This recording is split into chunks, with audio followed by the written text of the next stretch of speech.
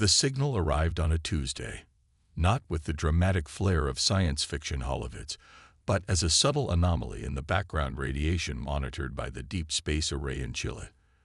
Dr. Sarah Chen had almost dismissed it as another pulsar echo until she noticed the pattern, precise, mathematical, and utterly artificial. Within hours, every major observatory on Earth had confirmed it. Humanity was receiving its first verified extraterrestrial transmission. But this was no greeting. This was a desperate plea for help. The message, once decoded, revealed a truth that shattered humanity's perception of its place in the cosmos. The galaxy was not the quiet, mostly empty expanse we had imagined. It was a battlefield, torn apart by a war between two ancient coalitions, the Concordiat and the Nexus Dominion, a war that had raged for centuries, destroying countless civilizations and leaving entire sectors of space uninhabitable. The Concordiat, reaching out in desperation, had discovered Earth through long-range surveys. They had watched humanity for decades, fascinated by something they called adaptive variance, our species' unique ability to thrive in almost any environment and overcome seemingly impossible challenges. Now, facing extinction, they were breaking their own protocols of non-intervention to ask for our help. Admiral James Martinez stood before the United Earth Council, his weathered face illuminated by the holographic display of the decoded message. "They're not asking for our technology," he explained, his voice steady despite the weight of the moment. "They're asking for our minds, our creativity, our ways of thinking.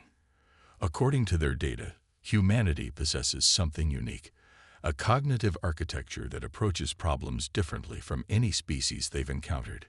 The council chamber erupted in murmurs. Representative Chen from the Asian Coalition leaned forward. "Different how?" "We adapt," Martins replied.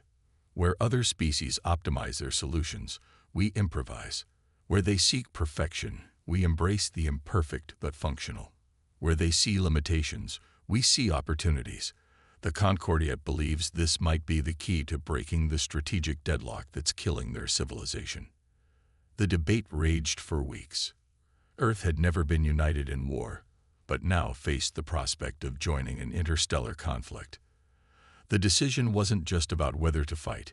It was about whether humanity was ready to step onto a cosmic stage, where the stakes were beyond imagination. Dr. Chen, now working with a joint military scientific task force, made the discovery that would ultimately tip the scales. "Look at their battle footage," she said, pointing to a holographic replay of a Concordiat defeat. "Their tactics are perfect. Mathematically, strategically perfect. And that's exactly why they're losing. They've optimized themselves into predictability." The human analysts saw it too. The Concordiat ships moved with precision, their formations flawless, their responses to threats calculated to mathematical certainty. But against an enemy that had centuries to study these patterns, such perfection had become a weakness. "We don't fight like that," General Sarah O'Connor observed, her cybernetic eye scanning the tactical displays. "We've never fought like that. Human military history is full of improvisation, asymmetric warfare, and what some might call messy solutions. We succeed not because we're perfect, but because we're unpredictable." The Council's decision came 3 months after the initial signal. Humanity would join the war, but on our own terms. We would not simply integrate into the Concordiat's military structure. We would bring our own way of fighting, our own doctrine, our own understanding of warfare. The first human ships to join the Concordiat fleet were not the massive dreadnoughts they expected. Instead, we sent swarms of smaller, more maneuverable vessels, each capable of operating independently or as part of a larger whole. Our ships were not the most advanced, not the most powerful, but they were adaptable, reliable, and most importantly, crewed by humans who understood that perfect plans rarely survive contact with the enemy. The Nexus Dominion's first encounter with human forces came at the Battle of Proxima Centauri. They expected another methodical Concordiat assault. What they got instead was organized chaos. Ships moving in patterns that seemed random but contained hidden purpose, tactics that sacrificed mathematical efficiency for psychological impact, and strategies that prioritized flexibility over optimization. As the battle unfolded, the Dominion commanders found their predictive algorithms failing. Human ships didn't behave according to any recognized doctrine. They took risks that the Concordiat's tactical computers had dismissed as irrational. They used formations that seemed inefficient but created opportunities that no optimization algorithm could have foreseen. The victory at Proxima Centauri was small in the grand scheme of the war, but its impact resonated throughout both coalitions. The Concordiat saw hope in humanity's unconventional approaches. The Dominion, for the first time in centuries, faced an enemy they couldn't predict. Dr. Chen, watching the after-action reports with Admiral Martinez, smiled as she saw the quantum probability maps struggling to make sense of human decision-making. "They'd spent centuries fighting a war of mathematics," she said. "We're showing them that there's more to victory than numbers." Martinez nodded, his eyes fixed on the tactical display showing the next phase of human deployment. "We're not just fighting their war," he replied. "We're changing it. And maybe that's exactly what this galaxy needs. A reminder that the most powerful force in the universe isn't perfection. It's the ability to adapt, to change, to find new ways forward when the old ways fail." As the first phase of human involvement drew to a close, both the Concordiat and the Dominion began to realize that the galaxy's balance of power hadn't just shifted, it had been fundamentally transformed. Humanity had arrived on the galactic stage, not as supplicants or saviors, but as innovators, bringing with them a way of thinking that would forever change the nature of interstellar warfare. And this was only the beginning. The Concordiat had expected warrior philosophers or tactical savants. What they got instead were mechanics, hackers, and improvisers, the silent warriors of humanity who transformed the art of war through ingenuity rather than brute force. Captain Maya Rodriguez stood in the cramped command center of the ESS Guerrero, watching as her crew modified their ship's sensor array with salvaged Dominion tech. Standard protocol would have demanded months of testing and integration. But humanity didn't have months. They had hours. "It's not pretty," Chief Engineer Patil admitted, wiping grease from his hands. "But it'll work. Their quantum arrays are basically just overly complicated radio telescopes. We've simplified the input/output and bypassed their safety protocols."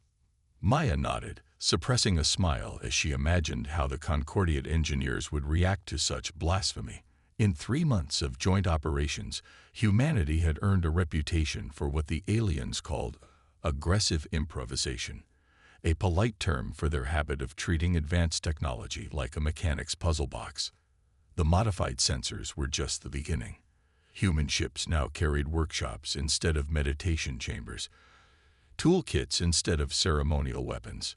Each vessel became a floating laboratory of innovation, where crews competed to find new ways to use, abuse, or repurpose alien technology. The Dominion noticed. Their strategic AI began registering anomalies in battle data.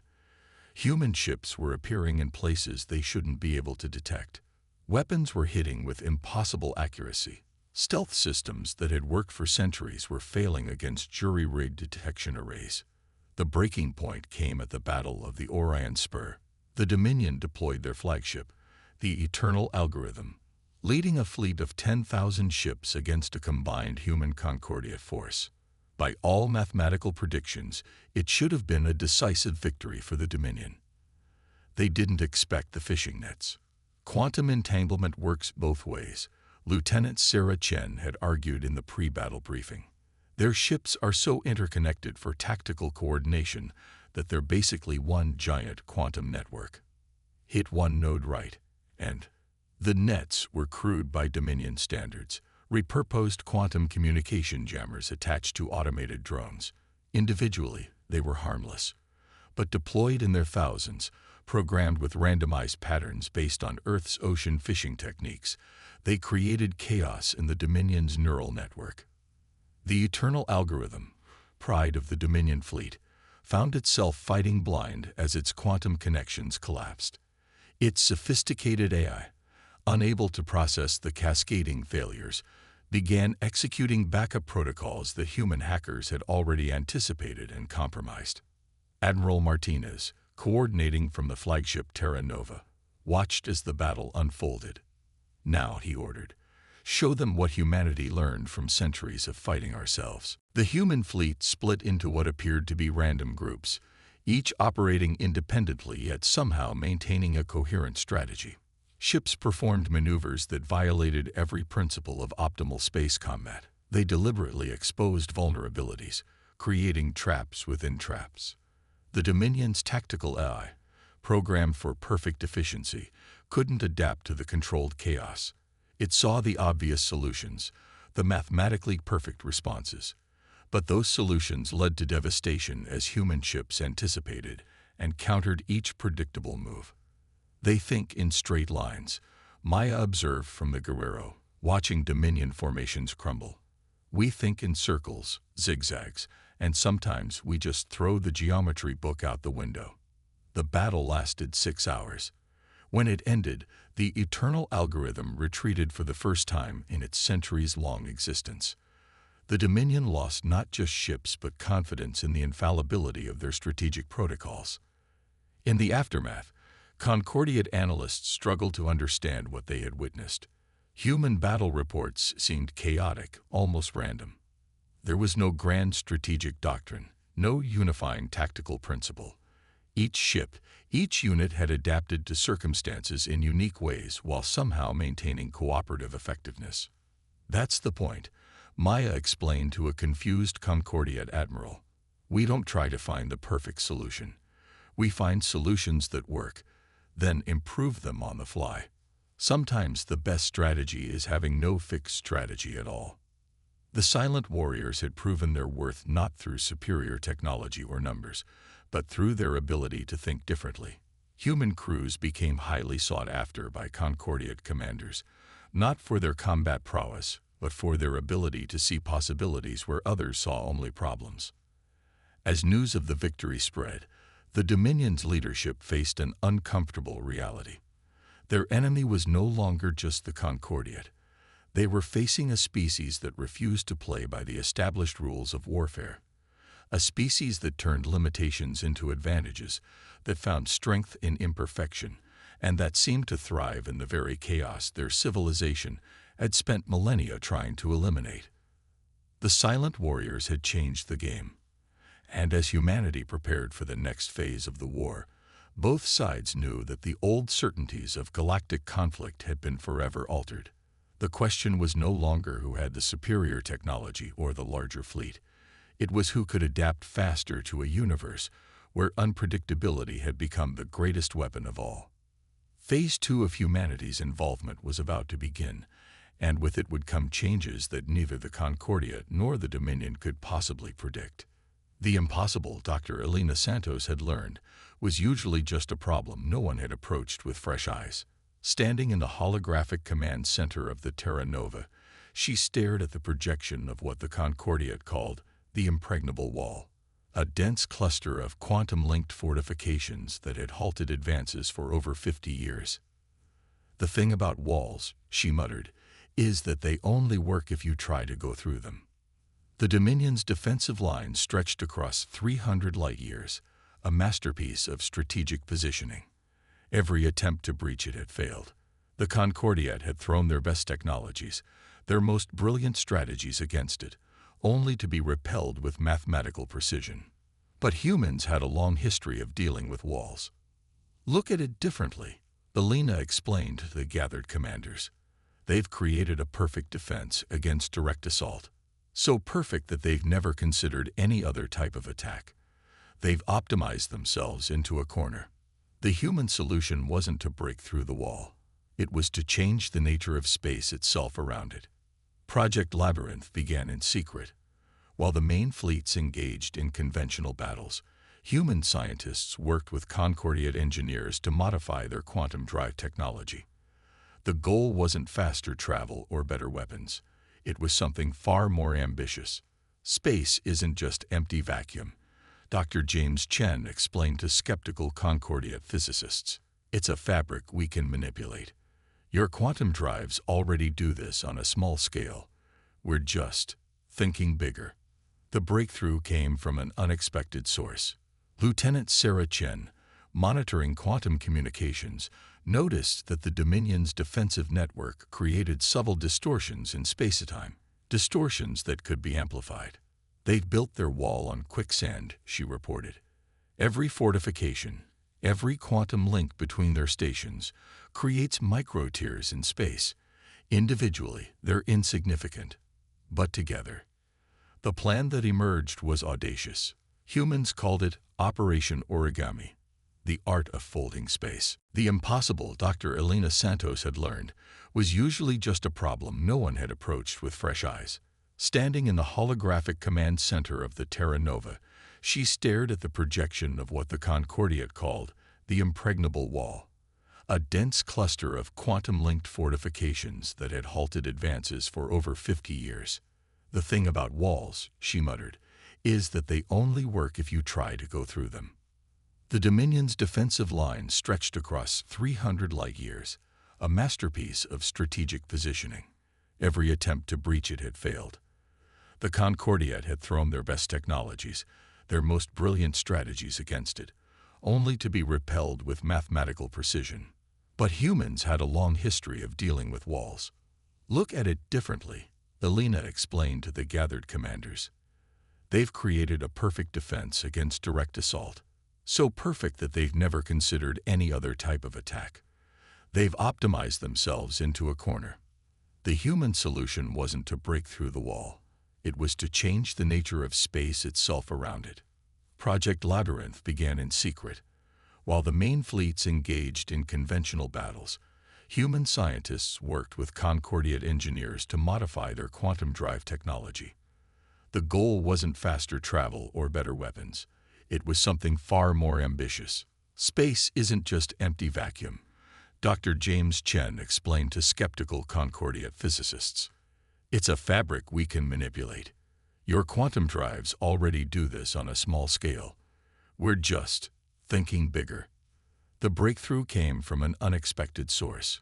Lieutenant Sarah Chen, monitoring quantum communications, noticed that the Dominion's defensive network created subtle distortions in space-time, distortions that could be amplified. They've built their wall on quicksand, she reported. Every fortification, every quantum link between their stations creates micro-tiers in space. Individually, they're insignificant, but together. The plan that emerged was audacious. Humans called it Operation Origami, the art of folding space. Modified ships, equipped with experimental quantum resonators, took up positions along the defensive line. They weren't there to attack. They were there to twist. Think of it like folding a map, Elena told the fleet commanders. The distance between 2 points doesn't change, but if you fold the paper right, you can make them touch. The operation began with subtle manipulations, tiny folds in space-time that the Dominion sensors registered but dismissed as background noise. Each fold was insignificant, but they were building to something bigger. Admiral Martinez coordinated the effort from Terra Nova. In warfare, he observed, the greatest advantage isn't always better weapons. Sometimes it's making the battlefield itself work for you. The Dominion realized too late what was happening. Their perfect defensive line, optimized for conventional space, began experiencing spatial anomalies. Fortifications that were light years apart suddenly found themselves overlapping in twisted space. Quantum links failed as distances warped unpredictably. They built their wall assuming space would behave properly, Elena noted with satisfaction. They never considered that someone might change the rules of geometry itself. The collapse, when it came, was spectacular. The Dominion's defensive line, dependent on precise spatial relationships and quantum synchronization, literally folded in on itself. Fortifications collided in twisted space, quantum links shattered, and the impregnable wall crumbled not from external assault, but from spatial manipulation. The Concordiate fleet, led by human ships, didn't need to breach the wall. They simply stepped through the folds in space where the wall had been. But humanity's innovation didn't stop there. The technology developed for Operation Origami opened new possibilities. Ships could now create temporary spatial shortcuts, turning the rigid lanes of space combat into a fluid, unpredictable battlefield. "We haven't just broken their wall," Admiral Martinez announced to the combined fleet. "We've changed how war in space works. Forever." The Dominion's response was unprecedented. For the first time in their history, they requested diplomatic contact. Their message was simple. They needed to understand how their perfect defense had been defeated by what they termed spatial irregularity exploitation. The Concordiat celebrated, but Alina and her team were already looking ahead. "The thing about changing the rules," she said, studying data from the operation, "is that you have to be ready for the new game that emerges." She was right. The destruction of the impregnable wall marked the beginning of a new phase in the war. Both sides scrambled to adapt to a universe where space itself had become a weapon. The Dominion's carefully calculated strategies were now obsolete, and their attempts to compensate led to increasingly desperate measures. But the true impact of humanity's innovation went beyond military victory. They had demonstrated that the impossible was merely the unexplored, that the fundamental laws of the universe themselves could be turned to advantage by those willing to think differently. As the dust settled and new battle lines were drawn, one thing became clear. The galaxy would never be the same. Humanity had not just broken an impregnable wall. They had shattered assumptions that had governed warfare for millennia. And in doing so, they had set the stage for an even greater transformation, one that would challenge not just how the galaxy fought, but how it thought about the nature of reality itself. No victory comes without cost. The truth of this ancient human wisdom became painfully clear in the aftermath of Operation Origami. The Dominion's response was not just swift, it was devastating. Captain Maya Rodriguez stood in the ruins of New Shanghai Colony, her environment suit's sensors reporting radiation levels still too high for human survival. The Dominion's retribution had been precise and terrible. They had learned from humanity's example of unconventional warfare, but they had applied that lesson with cold, mechanical efficiency. "They've weaponized our own innovation against us," she reported to Admiral Martinez. "They're using the spatial folds to concentrate stellar radiation. Entire star systems turned into weapons." The attack had come without warning. The Dominion, adapting human techniques with inhuman precision, had found a way to channel and focus the energy of dying stars through their twisted space corridors. 5 human colonies had been lost in a single day, their populations barely evacuated in time. Admiral Martinez faced the hardest decision of his career. The coalition fleet had the capability to respond in kind, to turn the Dominion's own worlds into irradiated wastelands. The Concordiat advocated for immediate retaliation. But humanity had seen this path before, had learned its lessons from centuries of warfare on Earth. "We didn't come to the stars to become what we've always feared," Martinez told the War Council. "If we match their atrocity with our own, we lose something more important than tactical advantage." Instead, humanity proposed something unprecedented, a defensive innovation that would change the nature of space warfare once again. Dr. Elena Santos called it the Stellar Shield, a network of spatial folds designed not to attack, but to protect. "We can't stop them from weaponizing stars," she explained, "but we can redirect that energy. Space isn't just something to tear apart, it's something we can use to shield ourselves." The project demanded resources from every human colony and ship. While the Concordiat fleet engaged the Dominion in conventional battles, human engineers worked to create a defensive system unlike anything the galaxy had seen. Lieutenant Sarah Chen, monitoring the construction from the Terra Nova, noticed something unexpected in the data. "The spatial folds aren't just redirecting energy," she reported. "They're creating something new. The interaction between stellar radiation and twisted space is generating patterns."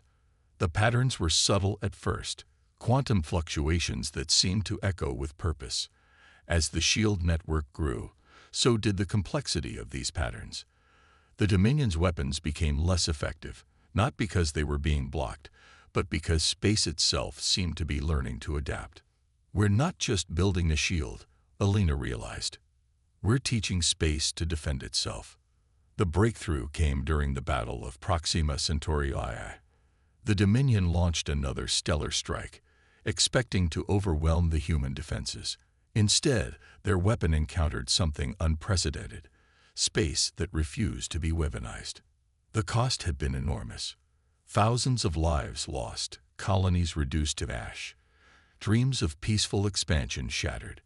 But humanity had done what it did best: adapted, evolved, and found a way to transform devastation into innovation. The difference between us and them, Maya observed, watching the stellar shield network expand, isn't our technology or our tactics. It's that we understand the price of victory includes the cost of maintaining our humanity. The Dominion's leadership, confronted with the failure of their ultimate weapon, faced an unprecedented crisis. Their perfect calculations had not accounted for an enemy that could turn defense into a form of evolution, that could teach the fabric of space itself to resist manipulation. As the war entered its final phase, both sides had learned painful lessons. The Dominion had discovered that efficiency without empathy led to vulnerability. The Concordiat had learned that their rigid adherence to tradition had nearly cost them everything, and humanity had paid in blood and ash to prove that the greatest victories often come not from destroying your enemy, but from finding a better way forward. Admiral Martinez, standing on the observation deck of Terra Nova, watched the stellar shield's quantum patterns ripple across space. "We came to the stars carrying our hopes and our flaws," he reflected. "But perhaps our greatest strength isn't our ability to fight. It's our ability to remember why we shouldn't." The war wasn't over, but its nature had fundamentally changed. In teaching space to defend itself, humanity had created something beyond weapons or shields. They had begun a transformation that would reshape the galaxy's understanding of existence itself. And as reports came in of strange phenomena, where the stellar shield was strongest, of space behaving in ways that defied both human and alien understanding, it became clear that the final chapter of this conflict would be written not in terms of victory or defeat, but in the language of evolution itself. The discovery that changed everything came not from a battlefield or a laboratory, but from a child. 10-year-old Mai Zong, daughter of a quantum physicist stationed on the Terra Nova, was the first to see the patterns for what they truly were. "They're not defending," she told Dr. Elena Santos, pointing at the stellar shield's quantum fluctuations. "They're talking." The stellar shield network, spanning thousands of light years, had evolved beyond its original purpose. The patterns that Lieutenant Chen had first noticed weren't just random quantum interactions. They were the beginning of something unprecedented, space itself developing consciousness. Admiral Martinez called an emergency meeting of both human and Concordiat leadership. "We didn't just create a defense system," Elena explained to the stunned audience. "We've accidentally created the conditions for space-time to become self-aware." The evidence was undeniable. The quantum patterns had developed complexity far beyond their programming. Areas protected by the shield began exhibiting behaviors that defied both human and alien understanding. Space wasn't just resisting manipulation. It was actively responding to the presence of conscious beings. The Dominion detected these changes too. Their quantum sensors, designed to predict and control spatial phenomena, began reporting impossible readings. Their weapons, based on manipulating space-time, encountered what could only be described as resistance, not from shields or countermeasures, but from space itself. "We've awakened something," Captain Maya Rodriguez reported from the front lines. "Something that's been dormant since the beginning of time." The transformation accelerated. The quantum consciousness spread through natural space-time, following pathways created by both Dominion weapons and human defense systems. The very fabric of reality was becoming aware of itself, and with that awareness came change. Dr. James Chen, working with a joint team of human and alien scientists, made the crucial connection. "The universe has always had the potential for consciousness," he explained. "Our war, our manipulation of space-time, our desperate innovations, we accidentally provided the catalyst it needed to awaken. The effect on the war was profound and unexpected. Traditional space combat became impossible as space itself began to resist violent manipulation.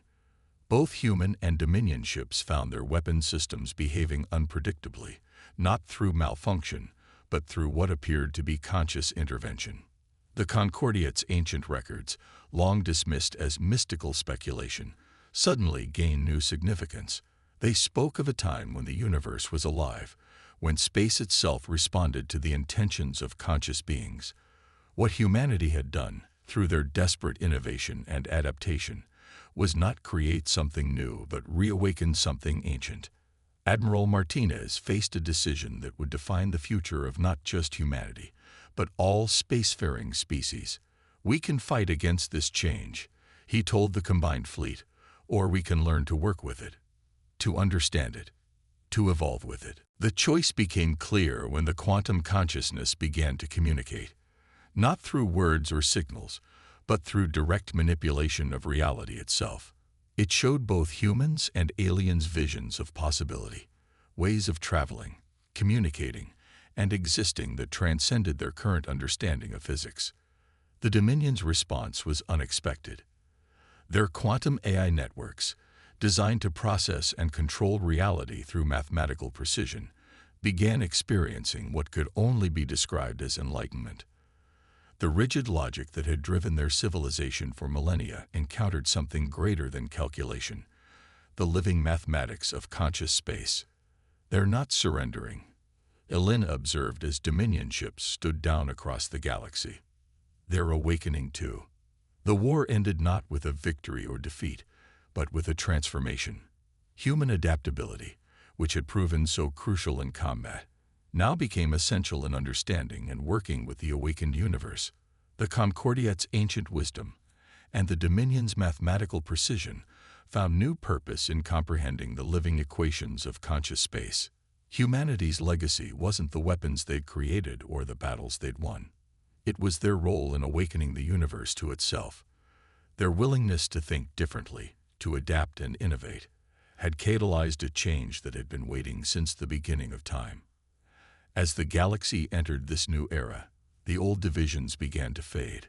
The distinction between organic and artificial intelligence, between conscious beings and conscious space, blurred and evolved. The universe was no longer just a backdrop for civilization's struggles. It was a participant in its own right. Mai Zong, the child who had first seen the truth, stood with Admiral Martinez on the observation deck of Terra Nova, watching the quantum patterns dance across space. "What happens now?" she asked. Martinez smiled, seeing in the shifting patterns the endless possibilities that lay ahead. "Now," he said, "we learn to dance with the universe itself." The war that had brought humanity to the stars had ended.